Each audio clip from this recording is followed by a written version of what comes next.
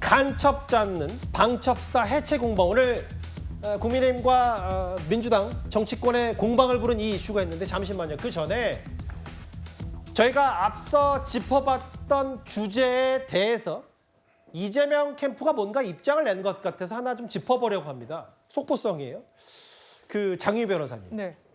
이게 앞서 저희가 이런 여러 가지 SNS에 유포됐던 의혹 중에 뭐가 있었냐면 루머인가요?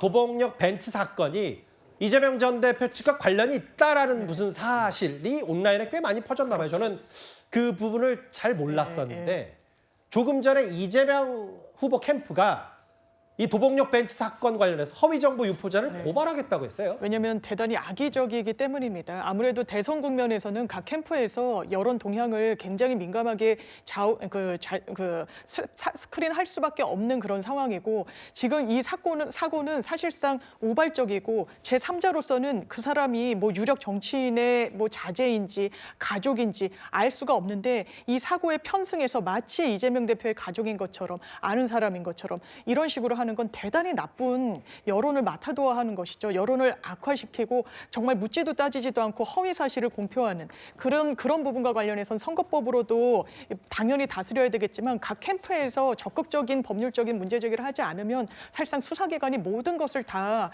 통할 아래 좀 둘 수가 없다 보니까 이런 부분에 대해서는 빨리 접근을 하고 차단을 해야 더는 이 부분이 마치 사실인 것처럼 퍼져나가는 걸 조기에 진화할 수 있기 때문에 좀 신속한 대응을 한 것으로 보입니다. 조혁재 변호사께서 저 글 혹시 보신 적 있어요? 저는 잘 못 봤었는데 저게 누군가가 뭐 이재명 전 대표 측 뭐 아들 얘기를 하면서 관련이 있었다고 유포했던 모양이죠? 글쎄요, 저도 잘 못 봐가지고 좀 확인을 해봐야 될 것 같습니다. 저는 잘 모르겠습니다. 허위 정보 유포자를 고발하겠다라고 하면서 저희 앞선 주제에서 잠깐 짚어봤던 도봉역 벤츠 자동차 난동 사건 관련해서 조금 전이었습니다. 이재명 후보 캠프 측이 허위 정보 유포자를 고발하겠다, 법적 조치를 하겠다고 했는데, 일단 속보성 얘기.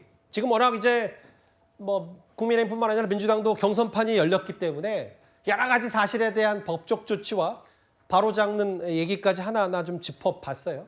다시 원래 준비한 주제로 가볼까요? 이 민주당 내에서요, 정권이 바뀌게 되면 방첩사를 사실상 해체하는 수준으로 쪼개겠다. 이 방안을 검토 중이라는 오늘 한 보도가 나와서 정치권이 꽤 시끄러웠는데요. 민주당은 이거 사실이 아니라고 해명했습니다. 일단 민주당 쪽의 반응부터 목소리 한번 듣고 와서 관련 얘기를 나눠보도록 하겠습니다. 당에서 여러 가지를 검토하고 있는 것들이 후보의 공약이거나 캠프의 공약은 아닙니다. 당내에 있는 실무자들이 많은 검토들을 하지 않습니까? 그런 것들을 마치 당에서 결정난 사안인 것처럼 공약인 것처럼 말씀을 하시는 보도들을 제가 왕왕 보는데요. 그거는 확정된 것은 아니다. 확정된 건 아니다. 뭐 사실 무근에 가깝다는 게 이제 강훈식 의원, 이재명 후보 측의 캠프 얘기인데, 이현정 의원. 네. 일단 뭐 그 부분을 짚어보기 전에 방첩사를 쪼개는 문제가 왜 이렇게 화두가 되는 겁니까? 간첩 잡는 데이기 때문인 거예요? 그렇죠. 방첩사라고 하면 사실 문재인 정부 때 여기가 이제 또 국군 안보 지원사인가요? 뭐 그런 이름으로 됐었는데, 방첩사는 이게 대간첩 작전, 또 거기다가 이제 이 산업 스파이, 방산 스파이 뭐 이런 것들이라든지 이런 것을 주로 하는 그런 기관입니다. 국정원과 함께. 근데 이번에 이제 방첩사가 이번 이 12.3 계엄 때 여인영 방첩사령관이 이제 여기 개입됨으로 인해서 사실상 정치인 체포 뭐 이런 것들을 지금 이 방첩사가 주도를 했고, 또 거기다가 이제 이 중앙선관위에 투입된 이런 역할을 했습니다. 예. 자, 그러다 보니 이제 민주당 입장에서 보면 이건 내란에 지금 개입한 곳이기 때문에 이거를 해체해버려야 되겠다. 뭐 이런 상황에서 이제 이거를 세 개로 나눠서 뿔뿔이 어떤 다른 부처로 이게 다른 부서로 어떤 이관을 해버리겠다. 이런 이제 아마 안들이 이게 보니까 국방안보특위에서 여기서 아마 뭐 전직 군 장성들, 수방사령관이나 이런 사람들 입에서 나왔던 것 같아요. 그래서 아마 오늘 조간신문들이 이제 이걸 다 기사화를 했습니다. 그러게요. 그랬더니 민주당에서는 이게 공약이 아니다. 지금 당의 입장이 아니다. 수습에 나섰는데, 왜냐하면 이게 이제 민감한 문제죠. 지금 현재 국가정보원이 대간첩 지금 대공수사를 못하게 돼 있습니다. 자, 근데 이제 방첩사마저도 다 해체시켜 버린다 그러면 사실 뭐 이제 간첩 잡는 기구는 거의 없어져 버린 거 아니겠습니까? 그런 면에서 최근에 이제 이재명 대표의 어떤 우클릭 행보와는 좀 상반된 것인데 예. 문제는 지금 좀 전에 강훈식 의원도 이야기를 했지만 아직 확정된 것은 아니다라는 아주 애매한 이야기를 했어요. 예. 그럼 확정될 수도 있다는 이야기 아니겠어요? 역으로 이야기를 하면 민주당 내에 이런 생각을 가진 분들 꽤 있습니다. 검찰을 해체하고 공소청으로 만들겠다는지 이미 이건 또 문재인 정부 때 실제로 시도된 바가 있는 것이기 때문에 예. 여전히 의문이 남아 있습니다. 그러게요. 저 국방부 조사본부 이관하고 뭐 검찰도 뭐 공수처로 격하한다고 했고 뭐 여러 가지 검토되는 부분이 있는데 권력기관 개편 추진이에요. 그러면 오늘 국민의힘과 야당이 어떤 입장을 내놨는지도 한번 볼게요. 그 화면을 보겠습니다. 이재명 표 칼춤이 시작됐고 민주당의 보복 정치 설계도 공개됐다. 이거 채택한 사실이 없다. 그냥 검토 중인데 서영주 대변인, 네. 저희가 어떻게 파악하면 될까요? 공약 검토 채택한 사실 없다. 검토는 할 수 있다고 봅니다. 방첩사가 이번에 내란 사태에서 어떤 일을 했죠? 예, 반국가 세력이라는 이름하에 야당 정치인의 다수와 여당 정치인 일부를 간첩 혐의로 엮어 넣으려고 했던 정황들이 곳곳에 있고요. 여인영 방첩사령관은요, 형사재판과 헌법재판소에 나와서 말을 바꿔가면서 내란 행위로 파면당한 윤석열 전 대통령을 비호했습니다. 예, 이게 방첩사령부의 현실이에요. 그러니까 예전에 이 박정희 시대만 보더라도 간첩 잡는 거 중요하죠. 근데 간첩은 안 잡고 생사람을 잡아요. 멀쩡한 사람 잡아다가 간첩 혐의로 해서 정치적 보복을 하거나 이슈의 전환을 위해서 정말 죄 없는 사람들을 간첩으로 몰아서 정말 감옥에 하거나 목숨을 잃게 만들었습니다. 예. 이런 일이 다시는 없을 것 같았는데 2024년 12월 3일 날 발생하려고 했던 겁니다. 그런 부분에 있어서 방첩사는 쪼개야 된다. 예. 그러니까 그 폐해 자체가 뭐냐면 간첩을 만드는데 방첩사가 혼자서 다 독식합니다. 보안, 감찰, 정보까지. 그러면 본인들이 그냥 간첩 하나 만드는 거는 쉬운 구조 아니냐라는 측면에서 검토를 하는 것이죠. 예. 최근에 우리가 말하는 블록체인 기술이 그런 거예요. 하나가 있으면 다른 데서 확인하고 다른 데서 확인해서 서로 간에 세 군데에서 나눠놓고 간첩에 대한 수사를 할 때도 세 군데의 공조에 있어서의 정보의 독식이 아닌 분산을 통한 간첩 잡는 데 있어서의 투명성을 만들자라는 차원에서는 충분히 검토될 수 있는 것이지. 예. 저는 뭐 이 자체가 민주당은 이걸 검토하니까 간첩 잡을 생각이 없다. 이건 논리비약이라고 생각합니다. 예. 글쎄요, 그 방첩사령부가 1950년에 생겼어요. 예. 그때는 특무부대였고요. 그다음 이제 방첩부대로 이름이 바뀌었다가 예. 보안사령부가 생겼는데 그게 68년입니다. 왜 생겼느냐? 며칠 전에 김신조 씨가 돌아가셨단 말이에요. 예. 1.21 사태 때. 1.21 사태 때 북한에서 뭐 쉽게 말하면 공비들이 수십 명이 내려와가지고 청와대, 그 당시 청와대 300m 앞까지 진출한 걸 보고 이렇게 해가지고는 안 되겠다. 우리나라 안보가 큰일 나겠다 해가지고 만들어진 게 그게 보안사고요. 예. 이 보안사가 기무사 안보지원사 거쳐가지고 지금 방첩사가 됐습니다. 제가 이제 군을 갔다가 보면요.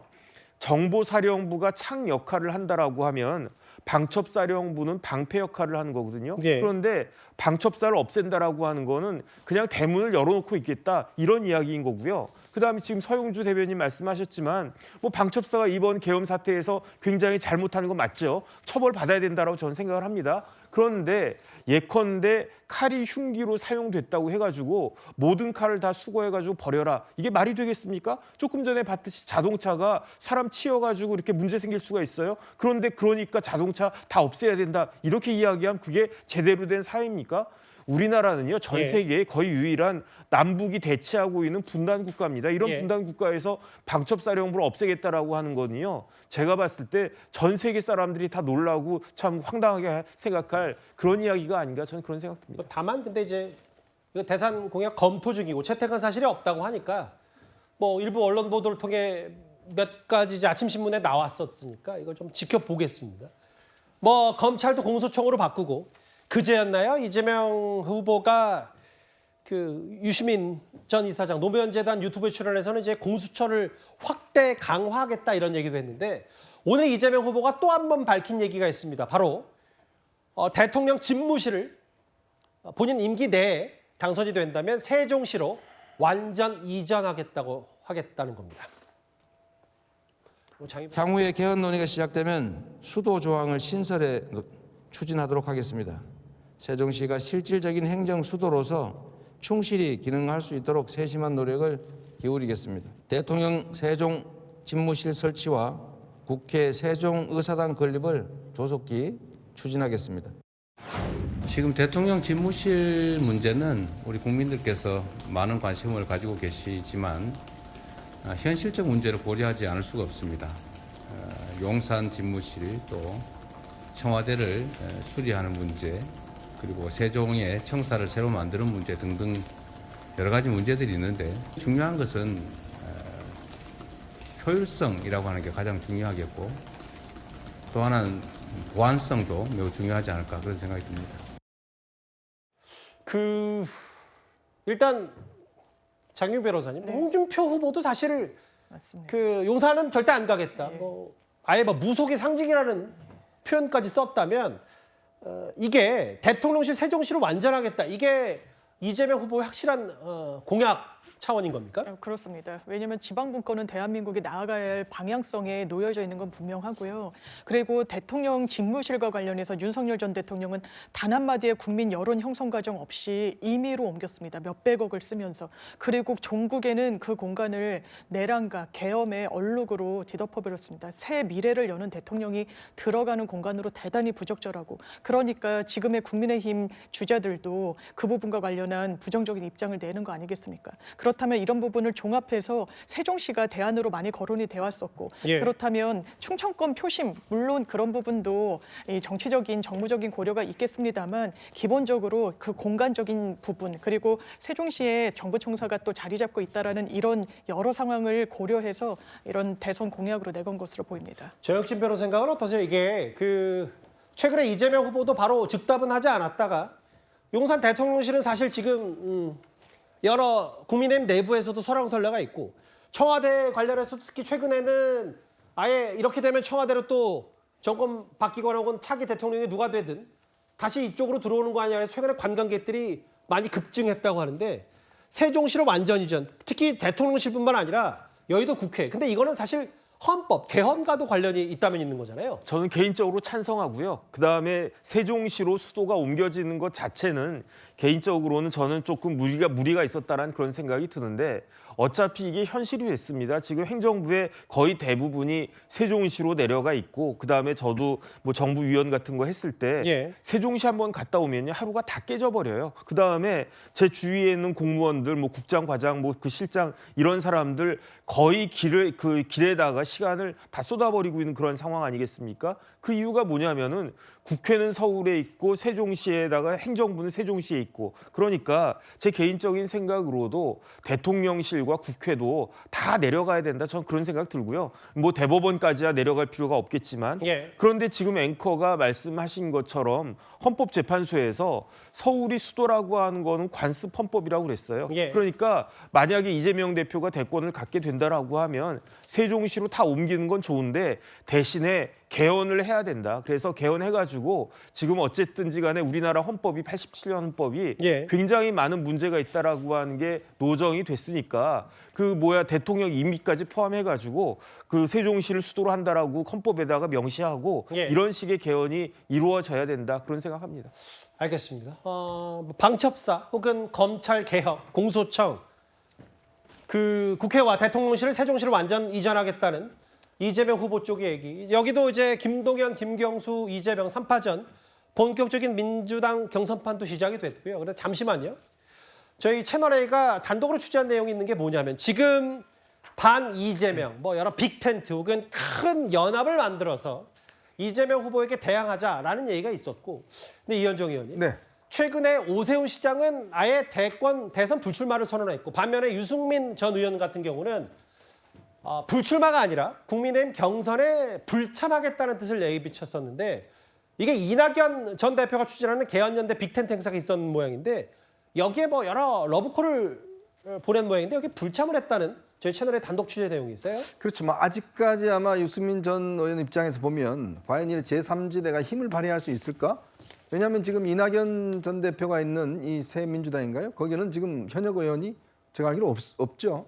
자, 그런 상황에서 이제 힘이 받지 않는 상황에서 지금 뭐 섣불리 사실 지금 이낙연 대표 측과 전 대표 측과 뭔가 함께 한다는 것 자체가 정치적으로 리스크가 큽니다. 예. 그리고 지금 국민의힘 경선의 어떤 운영 방향을 봐야 될 것이고, 제가 알기로 아마 유승민 전 의원 쪽에서는 신당을 만들자는 의견과 또 아니면 실제로 이제 무소속으로 출마하자는 의견과 예. 뭐 여러 가지 의견이 아직까지 좀 설왕설래 하는 모양이에요. 아하. 왜냐하면 이게 사실은 뭐 이 정책 성과를 과연 얻을 수 있을까에 대한 좀 의문도 여전히 있지 않겠습니까? 예. 그렇기 때문에 아직까지는 좀 윤곽이 없지만, 그러나 일단 양당의 어떤 경선이 어느 정도 마무리되는 시점에 보면 과연 이 개헌연대, 빅텐트 이 문제도 다시 한번 요동칠 가능성은 여전히 있다고 보여집니다.